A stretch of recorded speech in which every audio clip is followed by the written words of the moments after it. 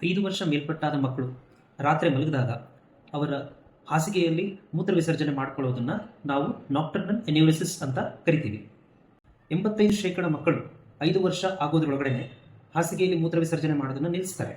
But 15% ಮಕ್ಕಳಲ್ಲಿ ಅವರು 10 ರಿಂದ 14 ವರ್ಷದವ್ರು ಆಗೋ ತನಕ ಸ್ವಲ್ಪ ಹಾಸಿಗೆಯಲ್ಲಿ ಮೂತ್ರ ವಿಸರ್ಜನೆ ಆಗಾಗ ಮಾಡ್ಕೊಳ್ಳೋದು ಉಳಿದು ಬಿಡುತ್ತೆ. ಪ್ರೈಮರಿ ನಾಕ್ಟರ್ನಲ್ ಎನ್ಯೂರಿಸಿಸ್ ಯಾಕಾಗುತ್ತೆ ಅಂತಂದರೆ, ಮಕ್ಕಳಲ್ಲಿ ಮೂತ್ರಚೀಲದ ನರ್ವ್ಸ್ ಮೆಚ್ಯೂರ್ ಆಗೋದು ಲೇಟ್ ಆದರೆ ಅವರಿಗೆ ಈ ಪ್ರಾಬ್ಲಮ್ ಬರುತ್ತೆ.